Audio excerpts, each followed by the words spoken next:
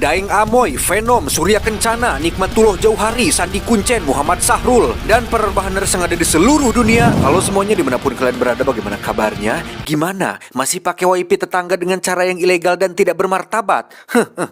Sebuah film dari Jepang yang akan mengangkat kisah tentang suatu fenomena aneh ketika listrik dan semua barang-barang elektronik di dunia tiba-tiba mati. Apakah yang akan terjadi kepada umat manusia tanpa adanya listrik? Langsung saja pasang handsfree, simetriskan prosesor, bahan kencangkan celana dalam, selamat menonton dan cekicrot.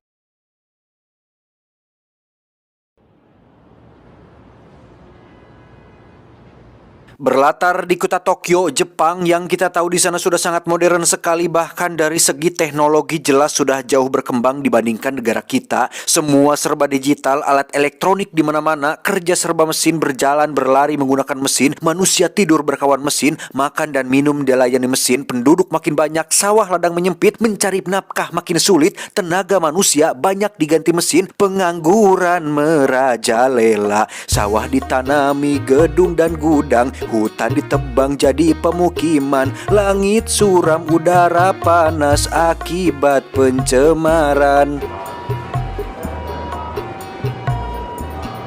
Kisah akan berfokus pada seorang pekerja kantor perusahaan bernama Yoshiyuki Suzuki. Kita panggil saja Pak Yoshi. Beliau adalah seorang ayah, seorang kepala keluarga dari sebuah keluarga kecil. Ada Mitsue si ibu, Yui si kakak perempuan, dan Kenji si adik laki-laki.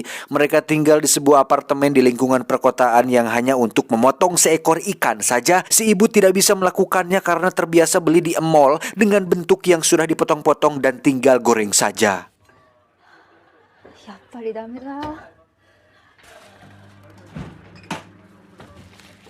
Terlepas dari kehidupan modern yang mereka jalani, Yoshi dan keluarga adalah sebuah keluarga kecil dari sekian banyak keluarga di perkotaan yang sudah ketergantungan pada alat-alat modern bersifat bid'ah, sehingga bisa dibayangkan betapa bingung dan tak tahu apa-apanya mereka apabila harus lepas dari kehidupan dan lingkungan yang mereka jalani saat ini.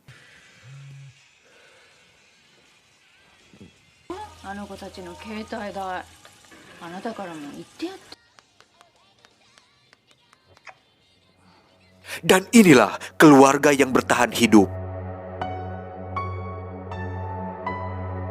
Keesokan paginya, Yoshi dan keluarga cukup dibuat susah ketika listrik ternyata mati entah dari jam berapa. Namun yang aneh adalah semua alat elektronik dan mesin yang bersifat listrik pun juga ikut mati, seperti handphone, senter, dan kendaraan. Akibatnya lift apartemen pun tidak bisa digunakan, sehingga untuk pertama kalinya mereka semua harus menggunakan kedua kaki untuk menuruni tangga menuju lantai bawah gedung apartemen ini.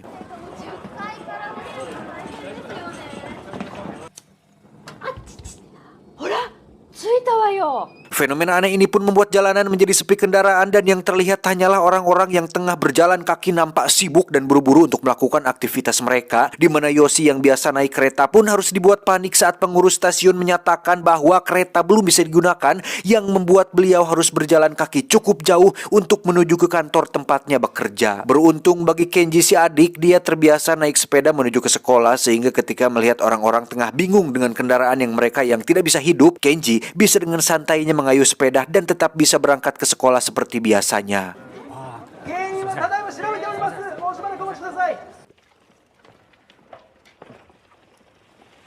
Beralih ke ibu-ibu, Mitsue juga sama dibuat susahnya ketika harus membawa kantong sampah dengan menggunakan tangga apartemen, di mana dia dan ibu-ibu di sana memutuskan untuk membeli lilin setelah tahu bahwa pemadaman listrik ini akan berlangsung untuk waktu yang belum ditentukan.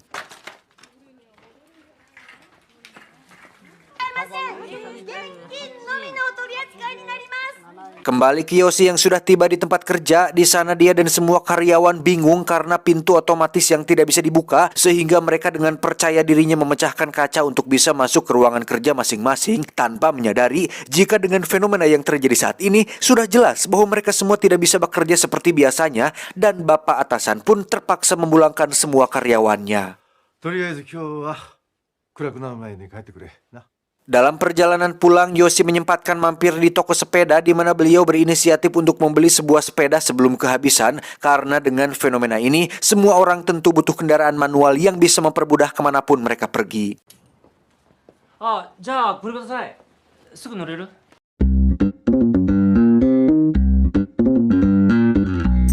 Thank you.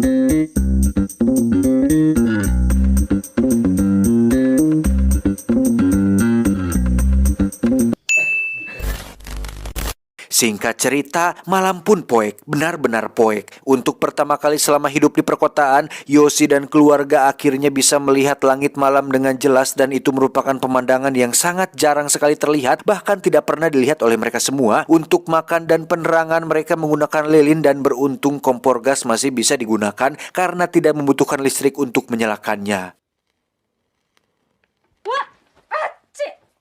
明日には元通りになってるわよ。 3 hari berlalu pemadaman listrik ternyata masih berlanjut. Tidak ada kabar atau pengumuman dari pemerintah tentang kapan listrik akan kembali menyala, sehingga persediaan air di apartemen pun semakin hari semakin menipis. Yang kita tahu butuh listrik untuk bisa menggunakan air dari PDAM, dan Mitsue benar-benar harus mengirit untuk mencuci semua baju suami dan anak-anaknya.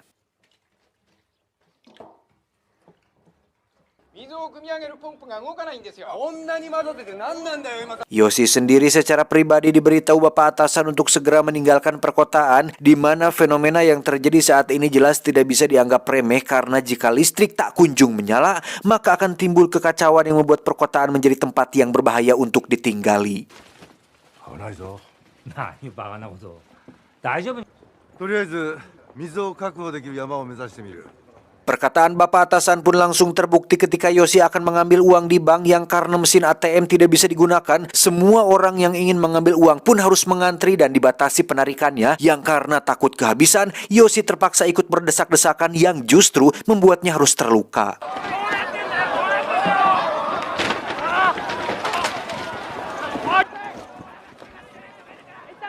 7 hari berlalu, stok makanan di semua swalayan benar-benar kosong melompong akibat kendaraan mati total yang menyebabkan tidak adanya pasokan dari supplier. Setengah dari penduduk kota yang masih ingin hidup pun memilih untuk berjalan kaki menuju kampung halaman. Sementara Yosi dan beberapa penghuni apartemen lain memilih untuk bertahan dengan visi dan misi untuk menjaga tempat tinggal mereka dari orang asing yang tidak dikenal.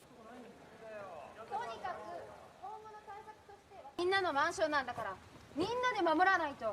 ね。 Sadar jika terus bertahan di sini akan mati konyol, Yosi dan keluarga pun memutuskan untuk mengumpulkan semua uang yang mereka miliki supaya bisa beli tiket pesawat dan pulang ke kampung halaman tempat orang tua si Mitsue ini tinggal saat ini. これなんかあった時のためにね、取っといたの。嫌だって言ってんのにさ。もう Menggunakan sepeda mereka berencana untuk pergi ke bandara terdekat, di mana dalam perjalanan Yosi melihat sesuatu yang cukup mengejutkan ketika sebotol air dihargai sekitar 1.000 yen atau sekitar 100.000 rupiah per botolnya akibat langkanya air bersih yang terjadi saat ini. Semakin jauh perjalanan ternyata harga air per botol semakin mahal, alih-alih akan lebih murah jika beli di minimarket, ternyata harganya jauh lebih mahal sekitar 2.500 yen atau sekitar 250.000 lebih. Tahu gitu beli di awal yang harganya tidak seedan ini. Beruntung ada Mitsue, beliau yang seorang ibu-ibu tentu memiliki trik sendiri dalam dunia tawar-menawar, sehingga Yosi dan keluarga bisa mendapatkan 1 kardus botol air dengan harga masing-masing sekitar 60.000 rupiah. 1本600円にしてよ。ね。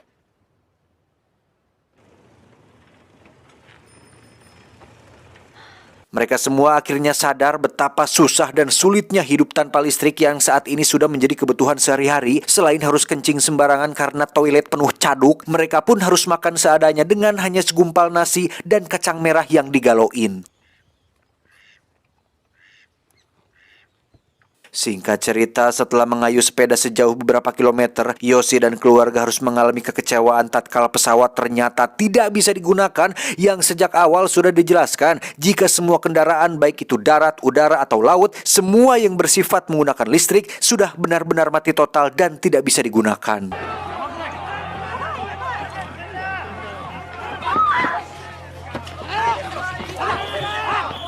Alhasil Yosi dan keluarga pun terpaksa bermalam di sebuah hotel yang gelap dan tidak ada air sama sekali, di mana Yosi sebagai kepala keluarga sudah mengambil keputusan untuk tetap pergi ke kampung halaman kakek di kampung dengan cara menempuhnya menggunakan sepeda. マジで嫌だからね。無理なもんかよ。昔はそれくらいみんな当たり前だったんだ。Keesokannya, Yui dan Kenji pun pergi ke toko buku untuk mencari peta negara Jepang yang setelah diperiksa, jarak antara kota Tokyo dan kampung halaman ternyata sangat jauh dan bisa memakan waktu berbulan-bulan untuk bisa sampai di sana. Sementara Mitsue, dia mendapat kabar dari orang-orang yang lewat jika kota Osaka adalah satu-satunya kota yang tidak dilakukan pemadaman listrik, sehingga daripada menuju kampung halaman kakek, mereka memilih untuk pergi ke kota Osaka dengan harapan bisa bertahan hidup di sana sementara waktu. 頑張っても鹿児島まで1ヶ月近くかかるっぽいぞ。大阪からこっちまで伝わってきたの？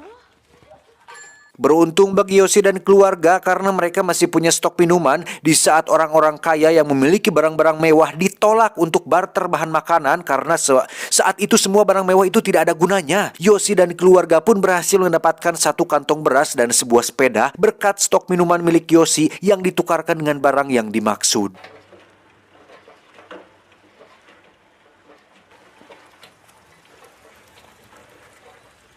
Dan lagi, kita akan diperlihatkan sebuah pemandangan yang sangat-sangat jarang terlihat ketika jalan tol yang biasanya ramai kendaraan justru kini dipenuhi oleh orang-orang yang sedang berjalan menuju tujuannya masing-masing, di mana Yoshi dan keluarga tetap bisa tersenyum meski kondisi saat ini benar-benar sedang sulit.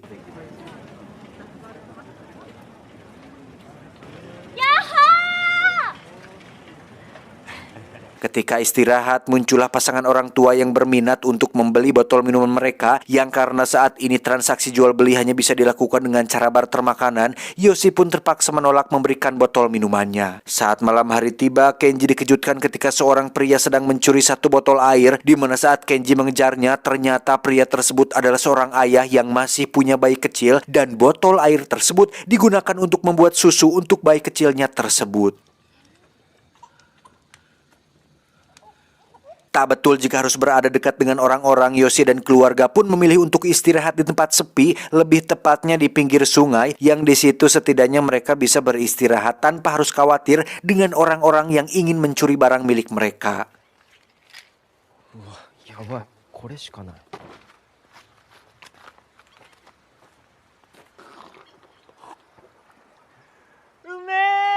Ketika melanjutkan perjalanan, terjadi hujan deras disertai angin kencang hingga membuat mereka harus berteduh di bawah jembatan. Akibatnya sepeda dan persediaan makanan pun harus hancur tertiup angin, sementara Yoshi masih sempat-sempatnya kebelet modal tepat di tengah rimbunnya rerumputan.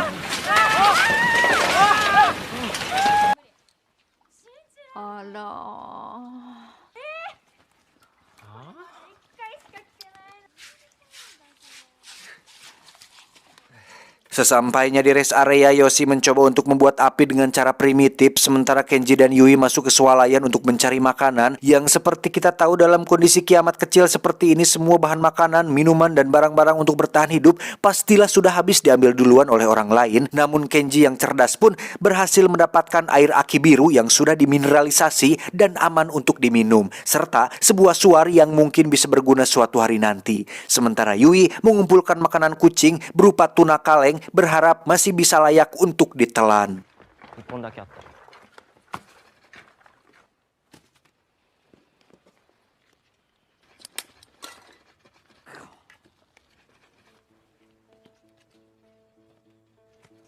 Hari ke-22, Yoshi dan keluarga berhasil bertahan hidup dengan hanya makanan kucing dan botol air aki biru, di mana mereka tak sengaja bertemu dengan sebuah keluarga persepeda yang nampak bahagia seolah menikmati keadaan yang sedang terjadi saat ini. Rupanya keluarga ini memiliki keterampilan bertahan hidup yang baik, tahu cara untuk bisa mendapatkan air bersih dan mengeringkan bahan makanan, sehingga meskipun listrik dan alat elektronik tidak bisa digunakan, mereka masih bisa tertawa bahagia dan justru menikmati keadaan ini dengan sabar dan tawakal.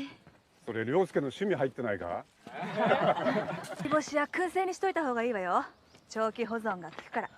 Saat itulah salah satu anak dari pesepeda memotret mereka berempat secara tiba-tiba, di mana kamera yang dia gunakan ternyata bukan kamera digital, sehingga masih bisa digunakan dalam situasi seperti ini. Yui pun berinisiatif untuk memberikan alamat rumahnya, di mana dia berharap jika nanti keadaan kembali normal, mereka akan mengirimkan foto tersebut supaya menjadi pengingat tentang apa yang terjadi saat ini. 人間が生きるのに必要な Sebagai kepala keluarga, Yoshi ternyata gede gengsi dengan tidak ikut nimbrung bersama mereka. Bahkan saat melanjutkan perjalanan pun, dia berada di posisi paling depan karena tidak ingin dianggap lemah atau dianggap remeh oleh keluarga pesepeda ini. Padahal dia sangat capek dan kakinya sasangalen.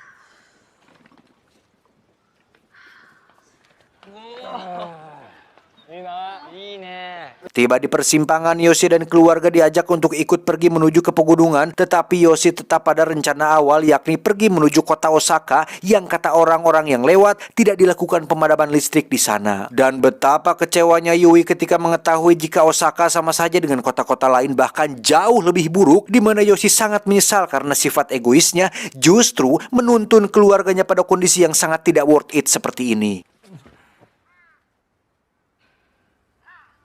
Penduduk Osaka yang sudah sangat kelaparan pun terpaksa menangkap dan memasak semua binatang di tempat wisata laut atau wisata akuarium laut, sehingga Yoshi dan keluarga pun segera ikut mengantri supaya kebagian makanan. Tetapi semua makanan sudah habis tak tersisa, yang membuat Yoshi sampai sujud memohon agar keluarganya bisa makan sedikit saja. Hari ke-67, keluarga kecil ini akhirnya sampai di pedesaan yang terdapat banyak sawah dan pohon-pohon. Harusnya tidak kelaparan dan bisa memanfaatkan apa yang ada di alam. Tetapi karena Yoshi dan keluarga sudah menggantungkan hidupnya pada teknologi dan alat-alat modern, mereka tidak bisa melakukan apa-apa dan pasrah dengan kelaparan tersebut.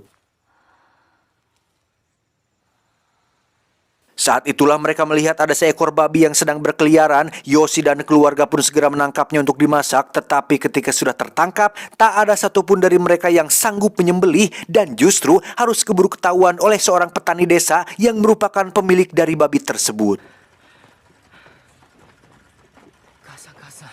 Di rumah si kakek petani yang baik hati ini, Yoshi dan keluarga ditawari makanan dan tempat tinggal asalkan mau membantu si petani untuk menangkap babi-babinya yang kabur, di mana Yoshi langsung menyetujui hal itu asalkan bisa bertahan hidup demi keluarganya.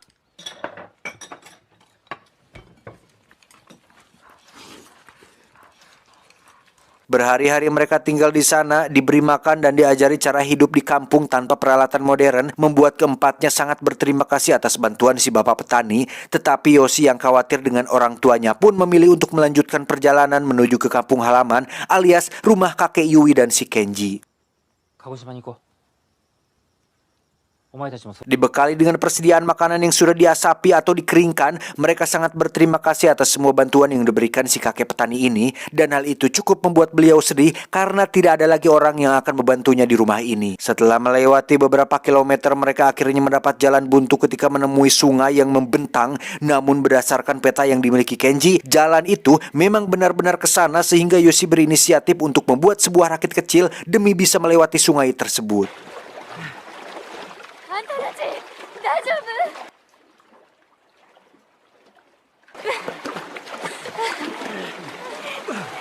Setelah berhasil menyeberangkan Yuli dan Mitsue, Yoshi dan Kenji pun harus kembali menyeberang untuk membawa sepeda dan barang-barang yang karena hujan tiba-tiba turun cukup deras. Yoshi mengalami nasib naas ketika tertinggal jauh di belakang demi bisa mempertahankan barang-barangnya dan harus ikut terbawa hanyut sungai tanpa tahu apa yang terjadi pada dirinya.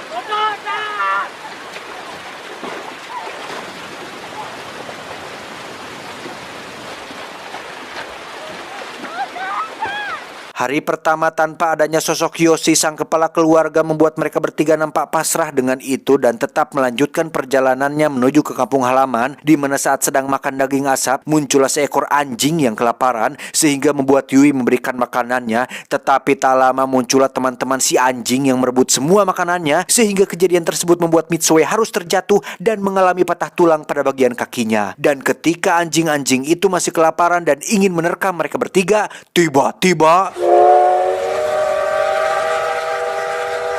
ya, muncullah kereta api berbahan bakar uap, di mana mereka bertiga pun naik kereta tersebut yang secara kebetulan akan melewati tempat kampung halaman si Mitsue. Tak diduga Yoshi ternyata masih hidup dan saat sudah sadar langsung berjalan ke tempat terbuka, di mana saat melihat ada kereta api yang muncul, Yoshi teringat dengan suar yang pernah diberikan Kenji dan mencoba menyalakannya, sehingga Kenji dan keluarganya pun menyadari jika ayahnya ternyata masih hidup.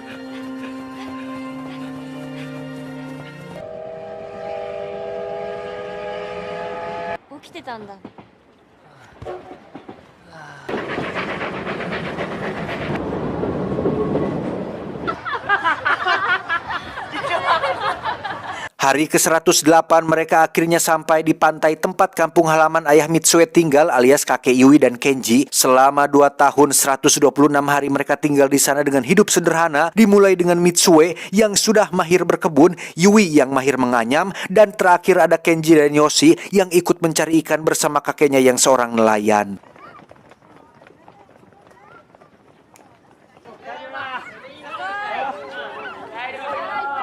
Keesokan paginya Yoshi tiba-tiba terbangun setelah mendengar sesuatu dari dalam gudang. Ternyata itu adalah suara jam waker yang menyala disusul dengan suara toa yang aktif dan lampu-lampu rumah yang kembali menyala.